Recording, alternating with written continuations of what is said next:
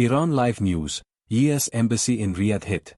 Israel seizes land in Lebanon on March 3, 2026. The Middle East conflict has entered a dangerous new phase on its fourth day, with Iranian retaliatory drone strikes hitting the U.S. Embassy in Saudi Arabia's capital Riyadh and Israeli forces advancing deep into southern Lebanon to seize strategic territory.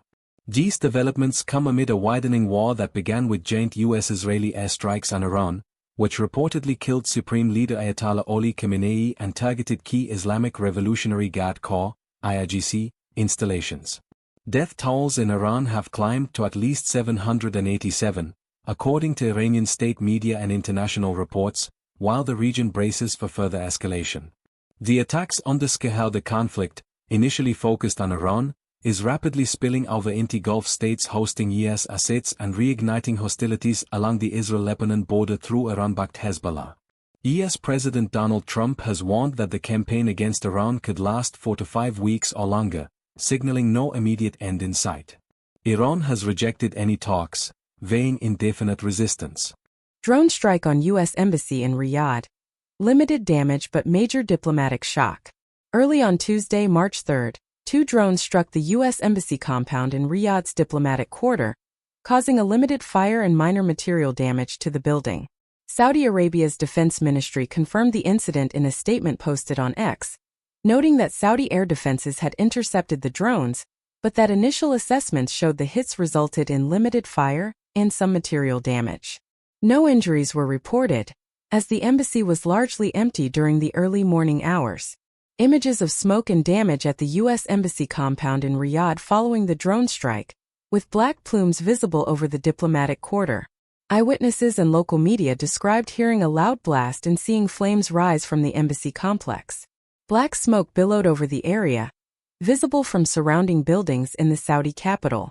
The U.S. Embassy in Riyadh quickly issued a shelter-in-place order for American citizens in Riyadh, Jeddah, and Dhahran, urging them to avoid the facility entirely until further notice. Consular services were suspended indefinitely. Saudi authorities condemned the attack in the strongest terms, describing it as cowardly.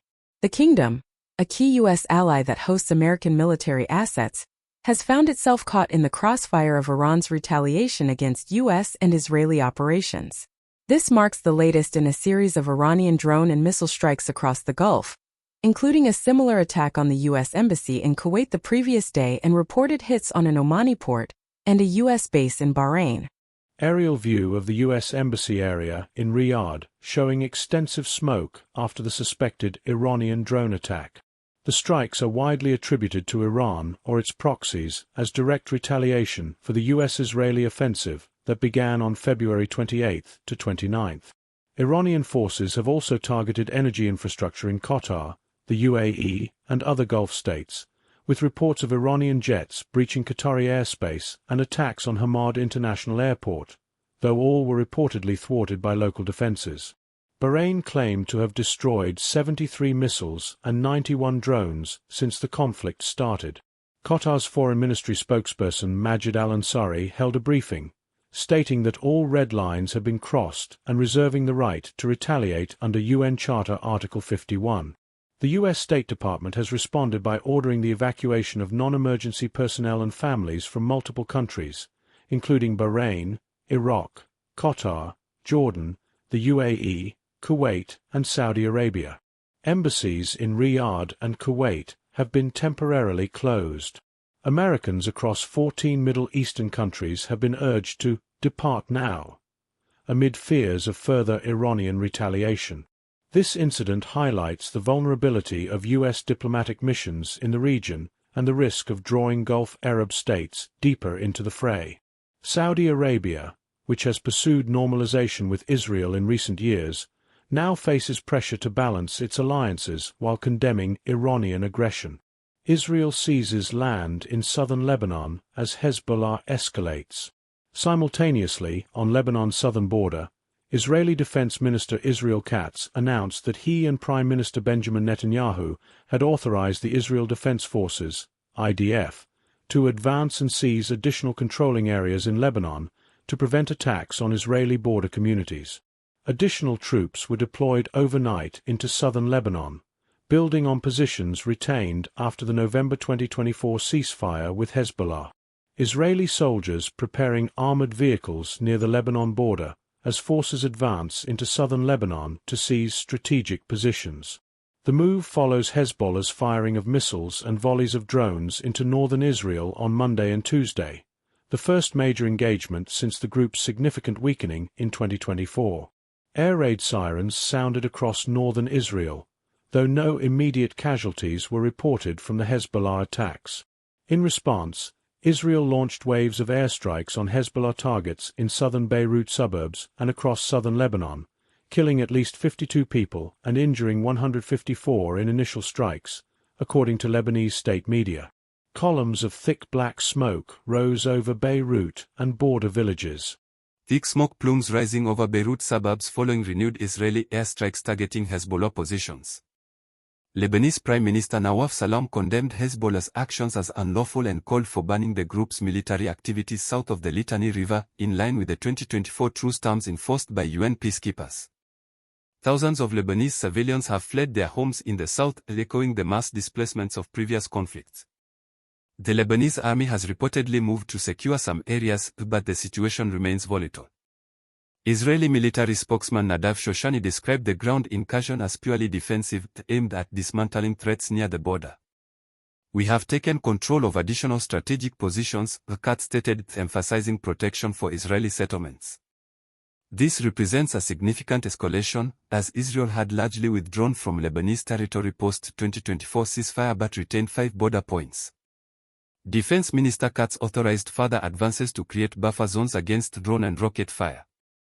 Israeli military vehicles and forces positioned along the Israel-Lebanon border fence as operations expand into Lebanese territory. Hezbollah, Iran's most powerful proxy, entered the fray explicitly in support of Tehran following the assassination of Iran's supreme leader. Senior Hezbollah figures have been targeted in recent Israeli strikes, including unconfirmed reports of the killing of official Hussein Makhled. The group's missile capabilities appear degraded but remain capable of disrupting daily life in northern Israel.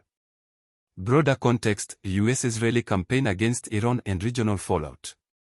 The current crisis traces back to Saturday's joint US-Israeli strikes on Iran, which destroyed key IRGC command centers and reportedly killed Ayatollah Ali Khamenei.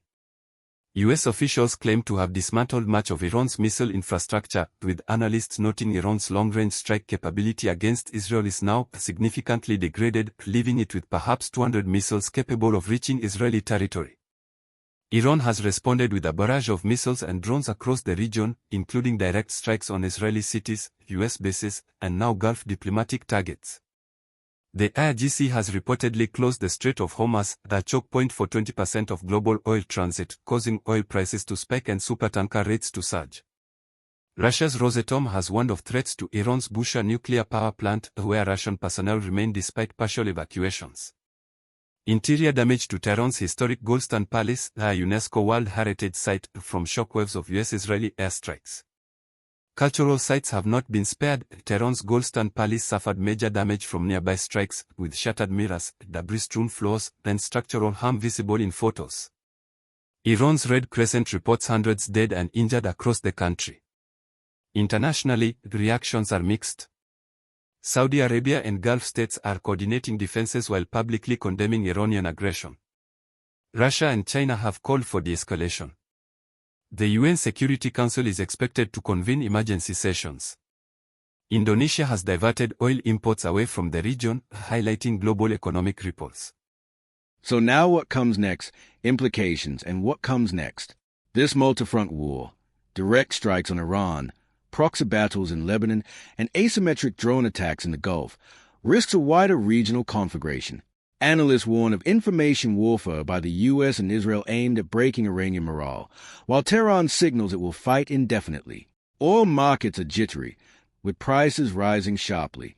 Evacuations continue, and airlines have suspended flights to Beirut, Dubai, and Riyadh. Civilian casualties mount on all sides, with Lebanese and Iranian populations bearing the brunt.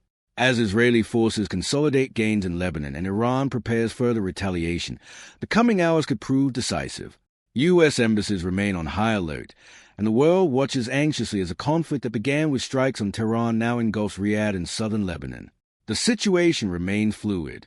Live updates from Al Jazeera, Reuters, the New York Times, and other outlets continue to track developments hour by hour.